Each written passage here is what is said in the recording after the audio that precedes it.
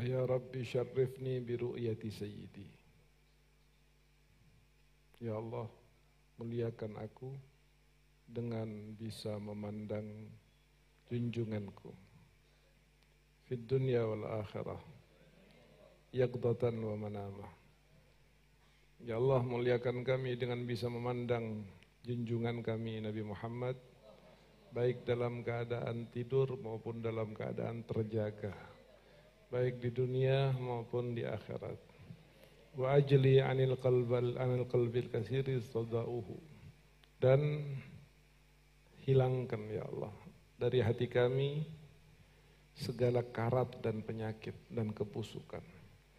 Orang yang ingin bertemu dengan Nabi Muhammad selagi masih di dunia, walaupun hanya di dalam mimpi, maka perhatikan kebaikan dan kebersihan hatinya. Karena tidak mungkin orang yang penuh kebusukan hatinya, penuh iri, penuh kedengkian, penuh kesombongan, dan niat jelek terhadap kaum muslimin, akan menyatu rohnya dengan Nabi Muhammad sallallahu alaihi wasallam.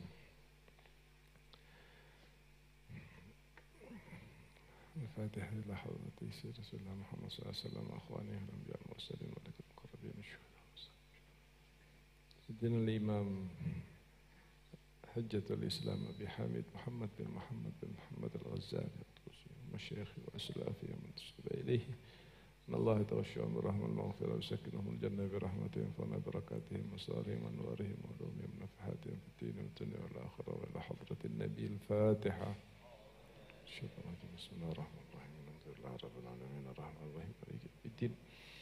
Iyyaka na'budu wa iyyaka nasta'in ihdinas siratal mustaqim siratal ladzina an'amta 'alaihim ghairil maghdubi 'alaihim waladdallin. Amin. Alhamdulillah Rabbil Alamin. Sallallahu ala Sayyidina Muhammadin wa ala alihi wa sahbihi ajma'in. Qala Hujjatul Islam Abi Hamid Muhammad al-Ghazali fi kitabih Bidayatul Hidayah.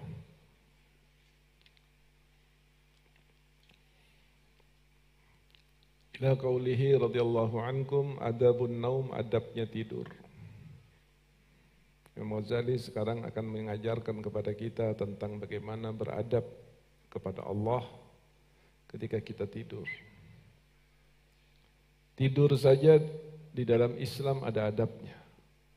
Apalagi zikir, apalagi membaca Al-Quran, apalagi melakukan salat sebagai mi'rajnya orang mukmin. Dan barang siapa yang dalam hal paling rendah tidak bisa menjaga adab, maka dia tidak mungkin akan mampu beradab kepada hal yang lebih tinggi. Perhatikan itu dan nangislah hati kita untuk diri kita dan nasib kita. Ketika masalah tidur saja kita tidak bisa menjaga adab, maka suatu hal yang tidak mungkin dalam membaca Al-Quran, zikrullah, i'tikaf, apalagi salat, sujud, ruku, bisa menjaga adab kepada Allah subhanahu wa ta'ala. Mudah-mudahan Allah mengaruniakan adab kepada kita. Qala fa idza aradta an-naum, jika kamu ingin tidur, fabsud firasyak, maka gelar tikarmu.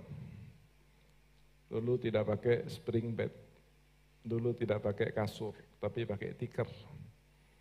Dikatakan di zaman Imam Ghazali pada saat beliau menulis kitab ini, kalau mau tidur maka gelar tikarmu. Mustaqbilal qiblah, menghadap ke kiblat, satu. Wadam ala yaminika kama yudja'ul mayyitu fi lahdih, dan tidurlah, berbaringlah dengan samping kiri kanan badanmu, sebelah sini. Bukan terlentang tidur. Terlentang hukumnya makruh bagi perempuan. Tidur terlentang makruh bagi perempuan. Dan tidur tengkurap makruh buat laki-laki. Tidur, adab tidur yang pertama, bersihkan, buka tikarnya, lalu kemudian dibersihkan pakai sapu, pakai rida, pakai baju, pakai sarung, apa yang penting dibersihkan. Takut ada binatang-binatang yang ada di situ. Kemudian tidur pada posisi miring, miring di sisi kananmu, miring gitu. Tidur. Sebagaimana posisi miringnya seorang jenazah ketika ditidurkan, dimasukkan ke dalam kubur. Dikaitkan oleh Imam Ghazali dengan kematian. Tidur dikaitkan dengan kematian. Pertama, karena apa? Karena Rasul SAW berpesan kepada kita, Aktsiru min dzikri hadimil ladzat. Selalu sering-seringlah kalian mengingat mati.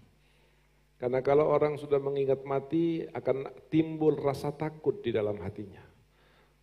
Semakin jarang orang mengingat kematian, dia semakin tidak akan mempersiapkan untuk kematian itu. Dan yang kedua, dia semakin jauh dari kebaikan. Ketika kamu memikirkan, saya pengen punya ini, saya pengen beli ini, saya kepengen mencapai begini dan begini-begini, lalu kamu ingatkan pada mati. Kira-kira akan bergelora atau surut? Surut. Sehingga akan timbul rasa qanaah. Cukup, sudah alhamdulillah saya seperti ini. Alhamdulillah saya sudah punya rumah, nggak perlu saya punya rumah dua. Alhamdulillah saya sudah punya cincin, nggak perlu saya punya cincin lagi. Akan turun keinginan-keinginan duniawi ketika orang lebih sering mengingat mati. Yang kedua, bahwa tidur itu memang adalah mati kecil menurut para ulama. Kalau Anda tidur, maka Anda tidak tahu apa-apa. Anda lemah, Anda tidak bisa memberi manfaat, dan Anda tidak akan bisa menolak dari madarat dan mara bahaya. Sama halnya seperti orang mati. Ada lalat, mau ada kalajengking, mau ada orang minta-minta, tidak akan bisa memberikan apapun. Tidak akan bisa menolak apapun. Sama halnya seperti orang mati. Dan tidur itu adalah peringatan dari Allah agar kita ingat bahwa kita akan mati. Tidur itu adalah peringatan dari Allah kepada kita. Pada saat kita tidur diingatkan adalah, nih kamu akan mati. Tidur, bangun lagi. Sehingga pada saat kita bangun tidur, kita disunnahkan untuk membaca Alhamdulillahilladzi ahyana ba'dama. Apa artinya amatana? Segala puji bagi Allah yang telah menghidupkan kami setelah mematikan kami. Artinya menidurkan, artinya mematikan kami. Pada saat kita tidur, kita ibaratnya adalah orang yang sedang mati. Wa'lam anna an-nauma mithlal mauti wal yaqdah mithlul ba'thi. Ketahuilah bahwa tidur itu seperti orang yang mati, dan bangun tidur seperti orang yang dibangkitkan nanti di yaumul kiamah. Itu miniaturnya. Itu objek tafakkur kita tentang masalah tidur. Bahwa tidur bukan sesuatu yang biasa datang tiap hari dan pergi. Banyak orang menganggap tidur ini adalah rutinitas yang tidak perlu dipikirkan. Tidak perlu ditafakuri, tidak perlu diambil hikmahnya, salah. Ketika ulama sudah menetapkan adab dalam satu perbuatan, walaupun itu remeh, seperti tidur, maka ketahuilah bahwa tidur itu memiliki satu makna yang sangat besar. Sebagiannya sudah kita sampaikan dan antum sudah dengarkan tadi, mudah-mudahan Allah memberikan taufik dan hidayah kepada kita, agar mampu menjaga adab-adab yang tidur, supaya kita bisa meningkat kepada adab-adab yang lain. Wala'allallah yakbit ruhaka fi lailatik. Siapa tahu, kata Imam Ghazali, nggak ada yang tahu. Barangkali Allah akan mencabut nyawamu pada malam tersebut saat kamu tidur. Ada yang tahu? Tidak ada. Ada yang yakin saat akan tidur, begitu dia tidur akan bangun lagi? Tidak ada. Kenapa itu tidak dijadikan sebuah ukuran rasa takut kita dan pemacu kesiapan kita untuk menghadapi kematian tersebut. Fakun musta'iddan, kata Imam Ghazali, pada saat kamu akan tidur, jadilah orang yang bersiap-siap untuk mati. Karena kita tidak yakin apakah kita bisa akan bangun lagi atau tidak. Kalau bangun lagi, alhamdulillah, berarti itu ada rahmat dari Allah yang masih memberi waktu kita untuk bertaubat, memberi waktu kita untuk beramal saleh, memberi waktu kita untuk menambah pahala. Tapi ketika kita bangun dan tidur tidak dipertimbangkan, tidak direnungkan, tidak diambil hikmahnya, maka yang membedakan antara tidurnya binatang dengan tidurnya manusia itu. Seorang manusia yang tidak bisa mengambil ibrah dari tidur dan bangunnya, maka dia tidak jauh nilainya di sisi Allah dari binatang. Walaqad karramna bani Adam, dan benar-benar Allah telah memuliakan anak cucu Adam dengan apa? Dengan iman, dengan syariah, dengan adab, itu yang memuliakan. Begitu hilang, begitu itu diabaikan, maka dikatakan di dalam ibarah-ibarah di fikih termasuk hewan yang ghairu muhtaram, termasuk binatang yang tidak terhormat, diantaranya manusia. Manusia dalam kondisi tertentu akan digolongkan oleh ulama dengan dalam golongan binatang, sudah binatang tidak terhormat. Binatang terhormat itu apa? Kambing binatang terhormat, unta binatang terhormat, anjing yang tidak gila itu binatang terhormat. Tapi sebagian manusia dengan kondisi tertentu dikelompokkan oleh agama dalam kelompok binatang yang tidak terhormat. Na'udzubillahi min dzalik. Maka jadilah manusia, wahai orang yang berbentuk manusia. Jangan hanya bentuknya manusia, tetapi hakikatnya dan nilainya di sisi Allah seperti binatang, bahkan binatangnya adalah binatang yang tidak terhormat. Na'udzubillahi min dzalik. Fakun mustaidan, jadilah orang yang siap mutah liliqaihi, untuk berjumpa dengan Allah. Jadi siap berjumpa dengan Allah. Ini sebuah ungkapan yang memerlukan persiapan. Anda ketika siap untuk untuk masuk kelas menghadapi ujian, siap, semuanya siap, belajarnya sudah matang, siap. Kira-kira kepengen cepat-cepat masuk atau kepengen lambat? Setiap orang yang siap, maka dia akan kepengen lebih cepat, lebih baik. Semua orang yang tidak siap, maka dia menginginkan untuk lebih mundur dan mundur. Seorang jenazah ketika dibawa di keranda, diangkat dari masjid, dibawa ke pekuburan, maka pasti jeritannya dua. Pasti ucapannya dua.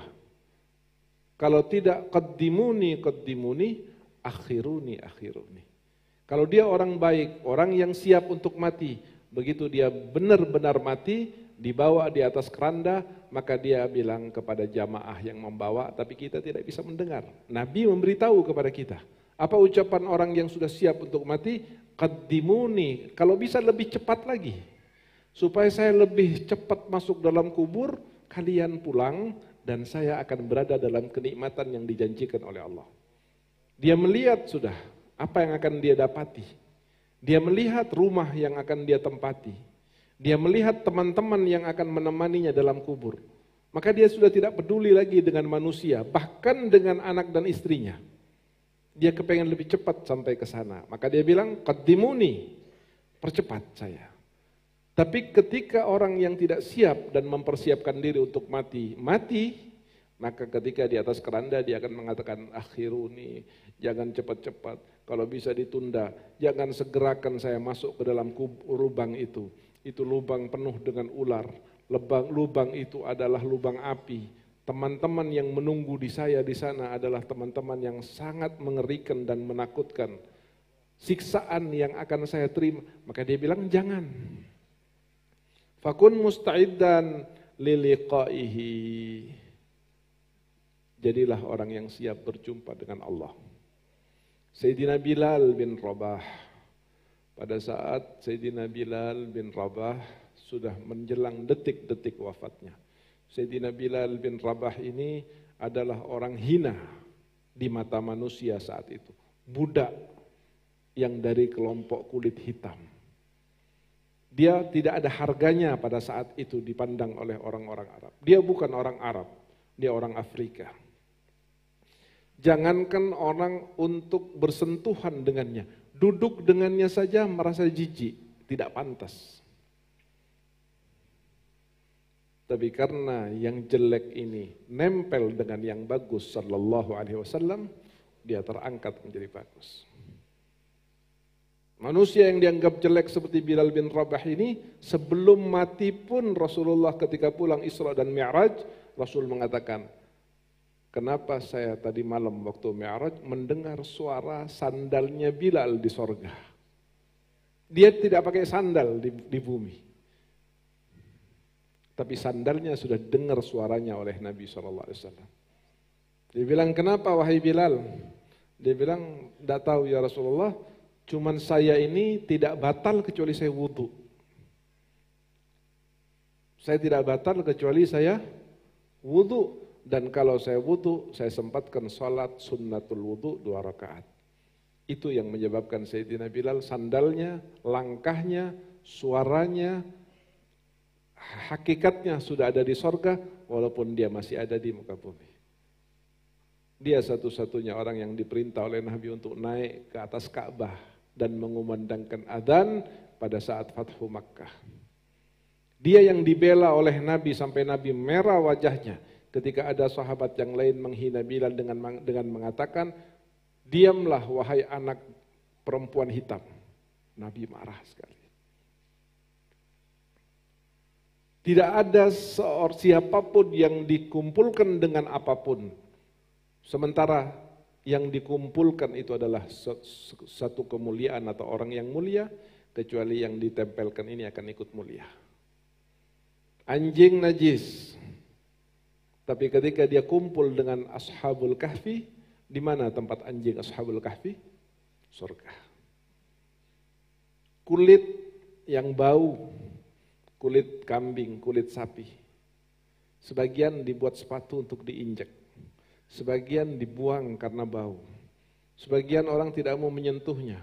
Tapi sebagian lagi sampai dicium oleh orang. Sama-sama kulit. Yang satu dibuang, yang satu dijauhi, yang satu dijadikan tempat injekan, yang satu dicium dan ditaruh di kepalanya.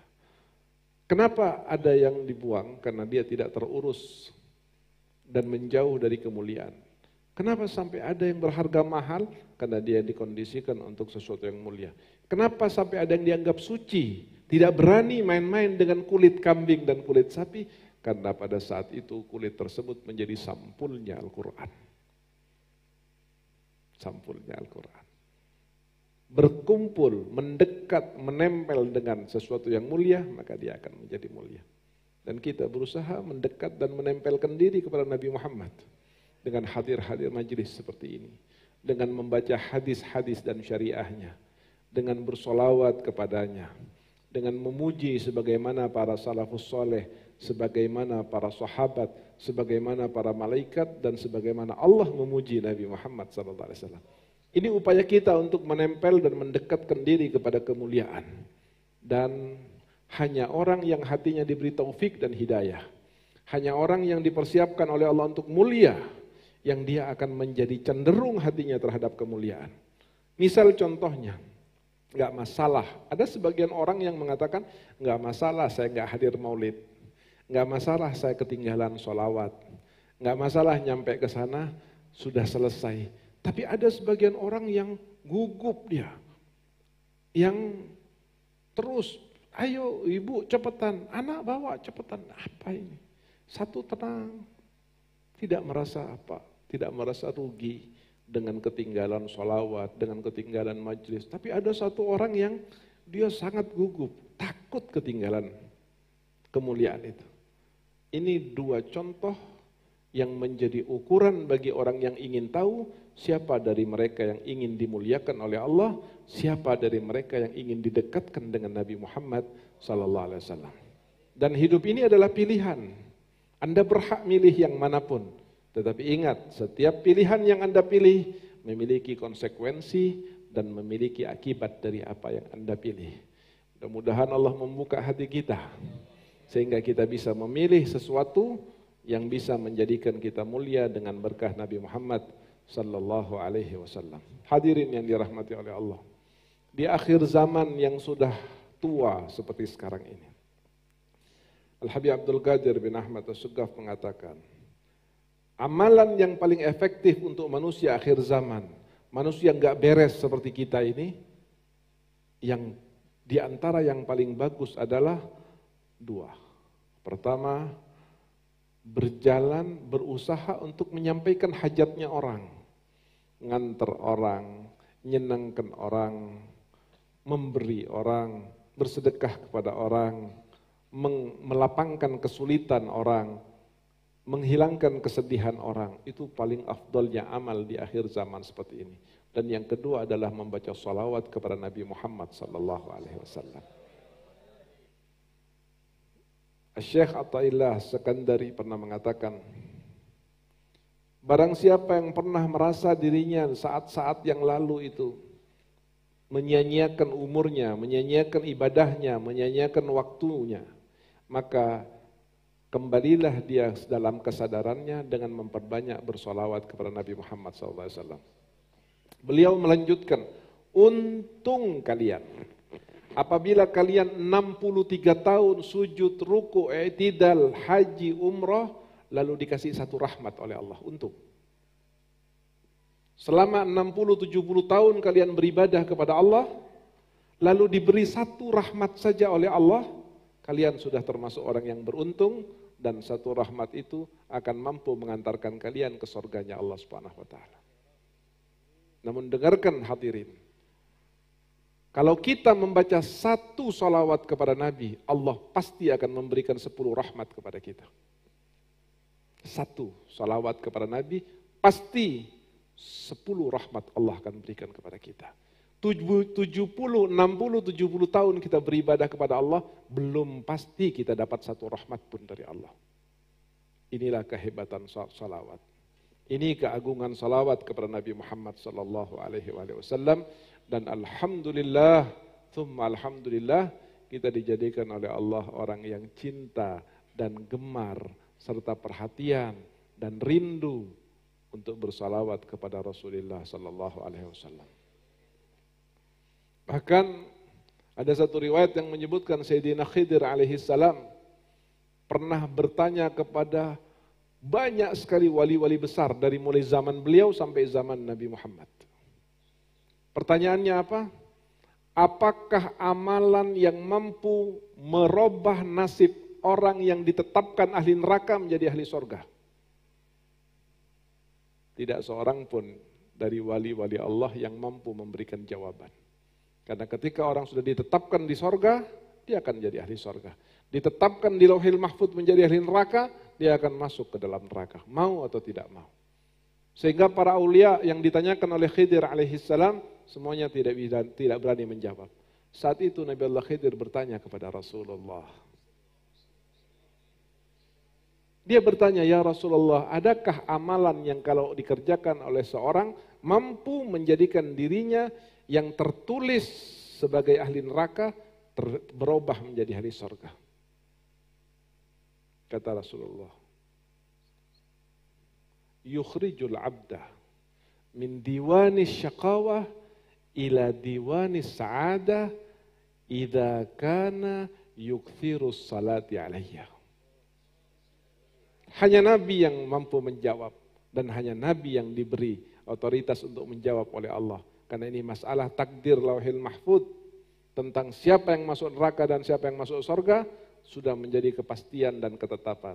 Tetapi perubahannya justru ada pada salawat kepada Rasulullah SAW. Kata Rasul kepada Khidir alaihissalam, setelah ditanya, adakah amalan yang mampu merubah orang dari ahli neraka menjadi ahli sorga? Kata Rasulullah, ada. Seorang hamba akan dikeluarkan dari ketetapan nama penghuni neraka menjadi penghuni sorga, idza kana yukthirus salati alayya. Kalau hamba itu memperbanyak bersalawat kepadaku sallallahu alaihi wa alihi wasallam. Demikianlah orang yang rindu dan siap untuk bertemu kepada Allah. Sayyidina Bilal bin Rabah. Pada saat Sayyidina Bilal bin Rabah itu akan wafat, istrinya berkata, "Wa karbah, alangkah sedihnya saya. Alangkah sedihnya suami saya. Dia akan wafat. Oh, alangkah sedihnya." Orang-orang Arab sering kalau dia kesedihan mengatakan wa karbah. Sayyidina Bilal yang sedang menghadapi sakaratul maut mendengar apa yang dikatakan oleh istrinya dengan mengatakan, "Oh, betapa sedihnya." Sayyidina Bilal menoleh dan mengatakan, "Bal wa tarabah, ghadan nalqa ahibbah." Kata Sayyidina Bilal, "Bu, Ibu, bahkan betapa bahagianya saya. Jangan ibu kira saya ini sedih. Betapa bahagianya saya karena sebentar lagi saya akan bertemu dengan orang-orang yang saya cintai." Siapa yang dicintai Bilal? Rasulullah. Ahlul baitnya. Sayyidina Abu Bakar, Sayyidina Umar, Sayyidina Uthman, Sayyidina Ali, sahabat-sahabat dan manusia termulia dalam ahli Badr. Beliau juga punya sahabat-sahabat yang as-sabiqunal awwalun yang dikatakan dalam Quran. Beliau adalah orang-orang yang dijamin oleh Allah masuk surga sebelum orangnya wafat. Buat apa bersedih, kata Sayyidina Bilal. Bukan sedih yang akan saya terima, tetapi kebahagiaan karena saya besok akan bertemu dengan kekasih-kekasih saya, bertemu dengan Sayyidina Muhammad dan para sahabatnya. Radhiyallahu ta'ala anhum wa ardahum. La ilaha illallah. Warabi, dan adab yang ketiga, yang keempat, antakuna wasiyatuka maktubah tahta wisadatik. Wallahu a'lam bissawab. Hadirin yang dirahmati oleh Allah, saya berharap majelis setiap malam Selasa tidak terlalu malam. Selesai jam 8:30 paling lambat sudah selesai. Oleh karena itu, Dewan Guru Jalsa Itsnin Majelis Rasulullah tadi menetapkan bahwa malam Selasa ke depan ini, mulai malam Selasa yang akan datang sampai seterusnya, akan dimulai taklimnya setelah sholat maghrib. Setelah sholat maghrib langsung mulai taklim, setelah sholat awwabin 6 rakaat, kita langsung mulai taklim. Sampai adzan Isya, kira-kira kurang lebih 50 sampai 1 jam. Begitu adzan Isya, kita akan sholat Isya berjamaah. Setelah sholat Isya berjamaah dan wirid-wiridnya, lalu ba'diyatul Isya, kita akan mulai membaca maulid. Dalam 1 jam paling lama sudah selesai dan kita sudah pulang semuanya. Oleh karena itu, pastikan hati kita adalah orang-orang yang merasa rugi untuk ketinggalan kebaikan-kebaikan Allah Subhanahu wa ta'ala. Kalau tidak punya satu hal yang wajib, berangkatlah untuk melakukan sholat maghrib berjamaah, lalu kita bersama-sama melakukan ta'lim. Mudah-mudahan corona, wa ma'adraka ma corona, sudah tidak usah balik lagi, sudah capek kita. Kita capek dan dibuat capek dengan corona. Berapa kegiatan yang harus tertunda, berapa majelis yang harus tercancel dan seterusnya. Mudah-mudahan kita akan bertemu setiap malam Selasa. Dan tidak ada lagi penghalang antara kita dengan kemuliaan salawat dan majelis Rasulullah ini. Amin ya rabbal alamin. Mari kita sebelum kita sudahi akhiri majelis ini, kita baca salawat tibil qulub pertama. Mudah-mudahan yang sakit segera disembuhkan oleh Allah Subhanahu wa taala, khususnya yang istiqomah hadir majelis ini, dia dan keluarganya kalau sakit segera disembuhkan oleh Allah. Penyakit apapun, baik penyakit zahir maupun penyakit batin, karena wasilah kita adalah Nabi Muhammad, Sayyidul Ahli Zahir wal Batin.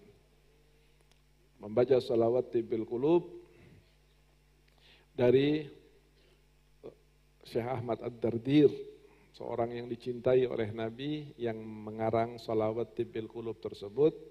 Selanjutnya kita baca salawat dari beliau juga yang pernah di dalam mimpi Syekh Ali Ad-Dairabi,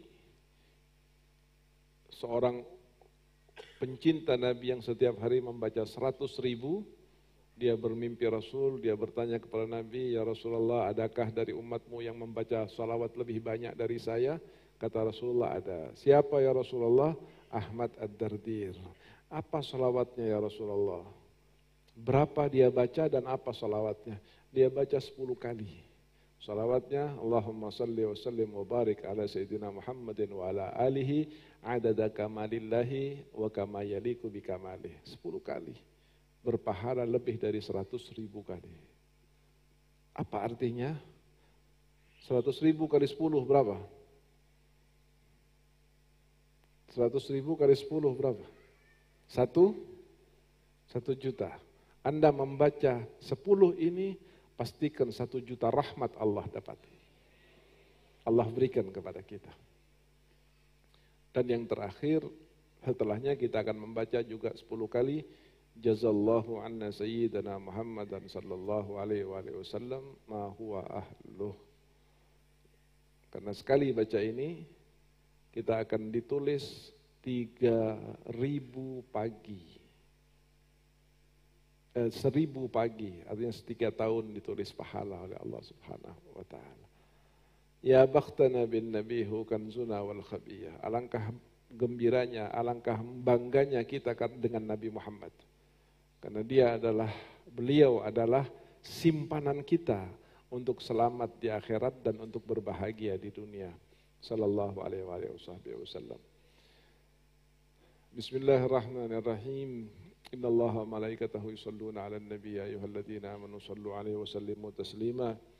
Allahumma salli ala sayyidina Muhammadin tibbil qulubi wa dawaiha wa afiyatil abdan wa shifaiha wa nuril absari wa diyaiha wa ala alihi wa sahbihi wa sallim. Allahumma salli ala sayyidina Muhammadin tibbil qulubi wa dawaiha wa afiyatil abdan wa shifaiha ونور الأبصار وضيائها وعلى آله وصحبه وسلم. اللهم صل على سيدنا محمد طب القلوب ودوائها ونور الأبصار وضيائها وعلى آله وصحبه وسلم. اللهم صل على سيدنا محمد طب القلوب ودوائها وعافية الأبدان وشفائها ونور الأبصار وضيائها وعلى آله وصحبه وسلم. اللهم صل على سيدنا محمد طب القلوب ودوائها وعافية الأبدان وشفائها ونور الأبصار وضيائها وعلى آله وصحبه وسلم. في كل لحظة أبدا عدد خلقه ورضا نفسه وزنة عرشه ومداد كلماته. اللهم صل وسلم وبارك على سيدنا محمد وعلى آله عدد كمال الله وكما يليق بكماله. اللهم صل وسلم وبارك على سيدنا محمد وعلى آله عدد كمال الله وكما يليق بكماله. اللهم صل وسلم وبارك على سيدنا محمد وعلى آله عدد كمال الله وكما يليق بكماله. اللهم صل وسلم وبارك على سيدنا محمد وعلى آله عدد كمال الله وكما يليق بكماله. اللهم صل وسلم وبارك على سيدنا محمد وعلى آله عدد كمال الله وكما يليق بكماله. اللهم صل وسلم وبارك على سيدنا محمد وعلى آله عدد كمال الله وكما يليق بكماله.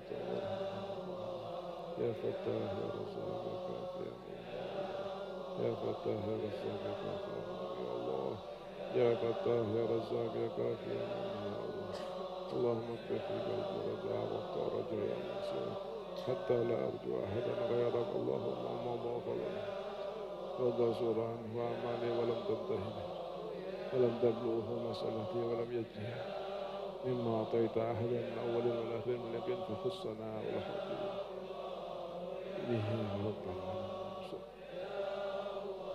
يا الله يا الله يا الله يا الله يا الله يا الله يا الله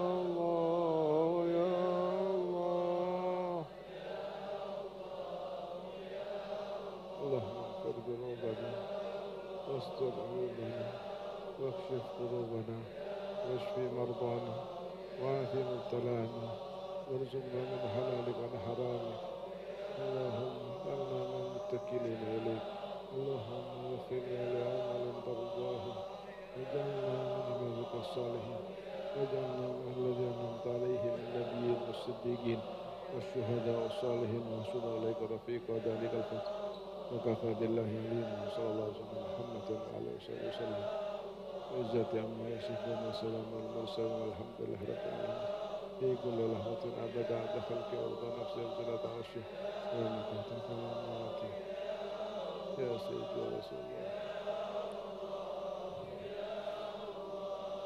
يا الله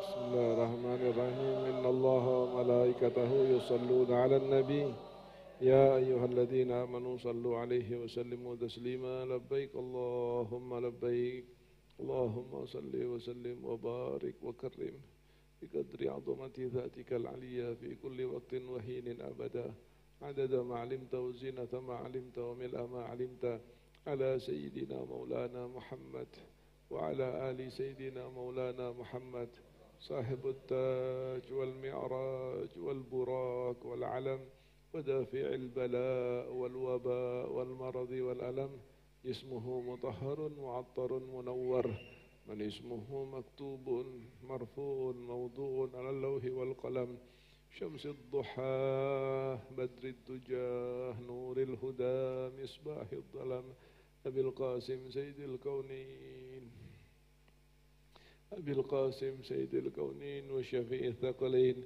أبي القاسم سيدنا محمد أبي القاسم سيدنا محمد أبي القاسم سيدنا محمد بن عبد الله سيد العرب والعجم نبي الحرمين محبوبا عند رب المشرقين والمغربين فيا من يطلب وصاله يقظة ومناما صلوا عليه وسلموا تسليما الله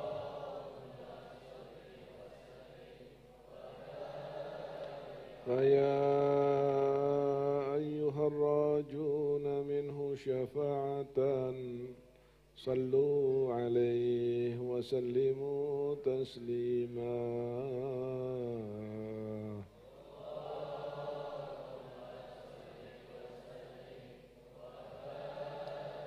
فيا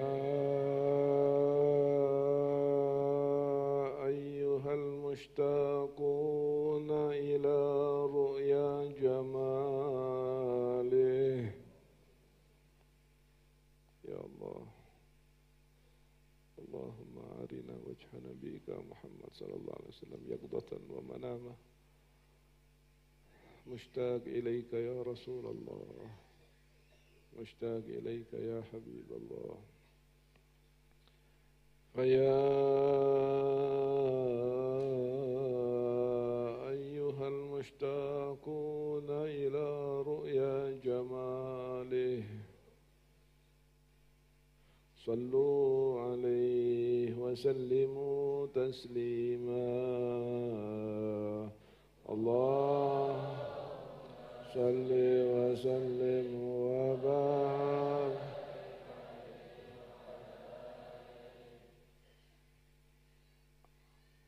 السلام عليك أيها النبي ورحمة الله وبركاته.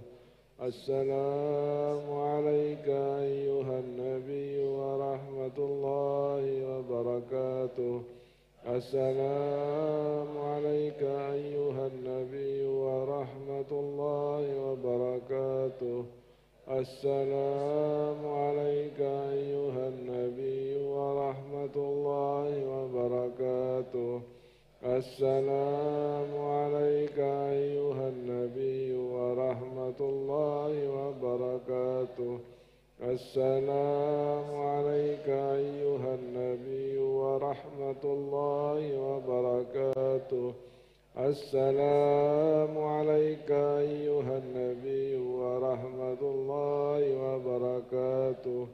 السلام عليك أيها النبي ورحمة الله وبركاته. السلام عليك أيها النبي ورحمة الله وبركاته.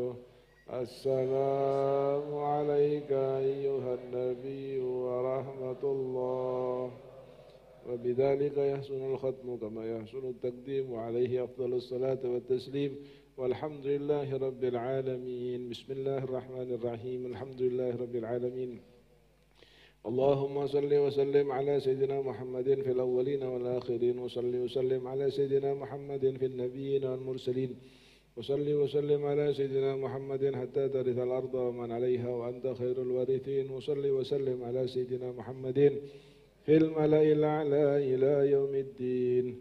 ولقد أشرت لنعت من أوصافه تحيي القلوب تهيج الأشجان يا الله. والله قد أثنى عليه فما يساوي الكون منا ويكون ثنانا يا الله. لكن حبا في السرائر قد دعا لمديه صفة ربنا وحدانا يا الله. وإذا امتزجنا بالمودة هاهنا نرفع أيدي فقرنا ورجانا يا الله.